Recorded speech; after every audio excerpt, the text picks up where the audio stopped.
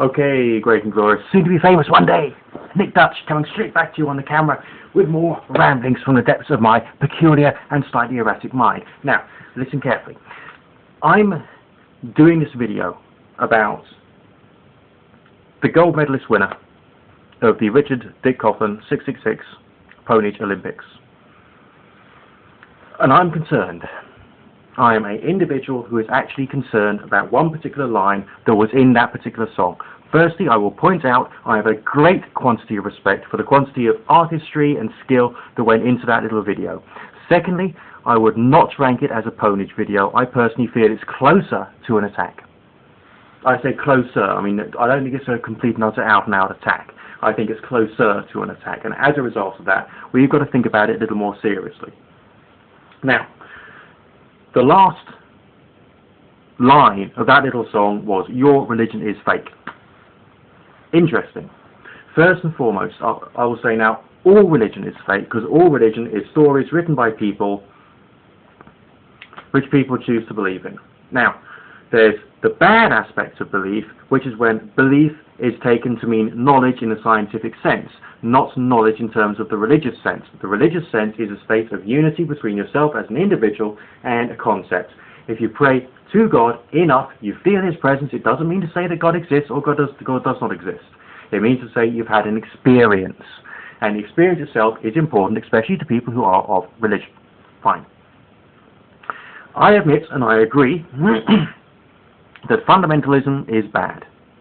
I admit and I agree that creationism has got some very serious issues associated with it, okay? I agree and I admit that I hate fundamentalism and I hate creationism in a very, very, very big way, alright? The reason for this is because there seems to be an awful lot of brainwashing, mind control, and of course a misuse of language to try and turn people into things which either they shouldn't be or they don't need to be, and it's essentially just turning people into pawns for someone else's ideology, and I personally think that is absolutely abhorrent. Now, as a person who is living in this 21st century society, alright, I know why a lot of people turn against the church and turn against Christianity. If you go to a church and you listen to a preacher, you're listening to a salesman, alright? If you go to a double glazing shop to inquire about windows, you'll be listening to a salesman.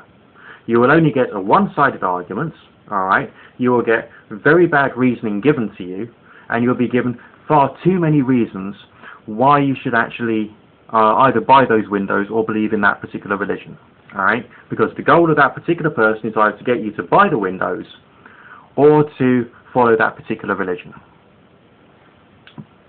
But that's only the top. Alright? If you think about a pint of Guinness, lovely pint of Guinness, alright, I don't drink, but I'm just thinking about a pint of Guinness right at the moment.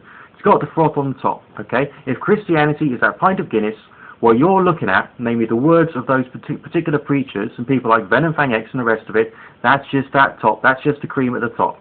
If you were to buy a pint of Guinness, would you just sip the cream on the top and then walk out the pub? No. You would drink the whole pint. Now, Christianity has got much more to it than just the froth on the top, because the froth is there for people who are frothy.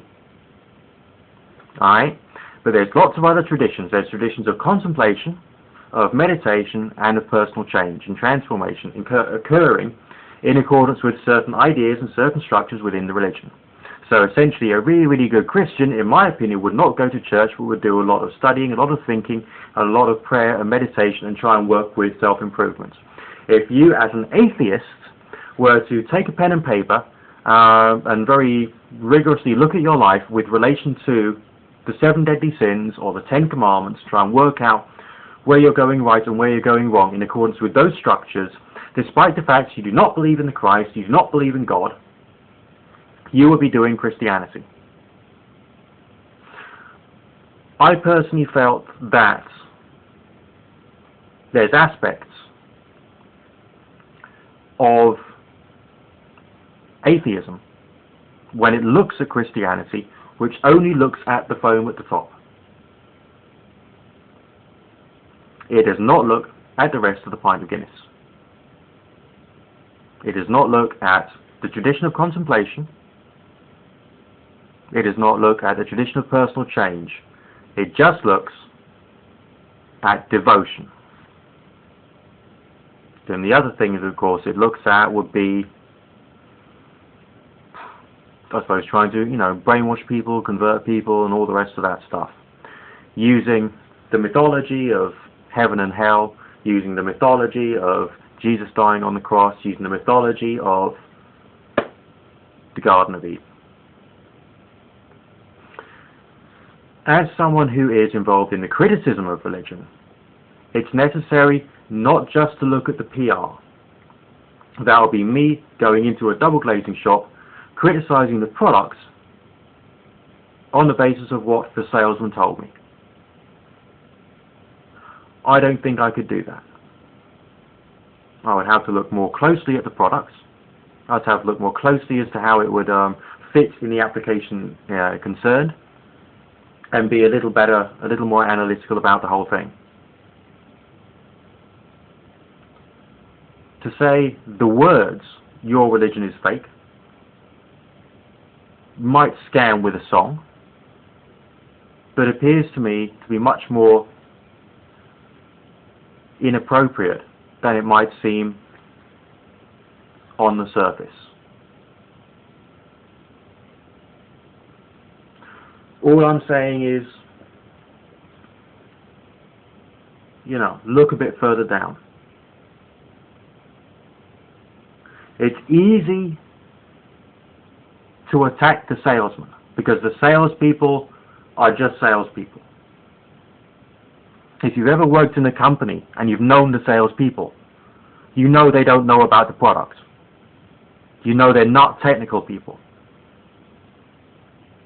You know they don't understand how it works. They're just salespeople. Now, I admit in Christianity we got a disproportionate number of salespeople and a relatively simple product. And of course the salespeople are lying about the product. So there is reasons to object to the sales pitches. But you can't attack the whole religion, because there is a lot of good stuff in Christianity. Useful stuff, intelligent stuff, worthwhile stuff. But you just got to sink down a little deeper than the froth at the top. And then you can see, where the body is, where the really important stuff is.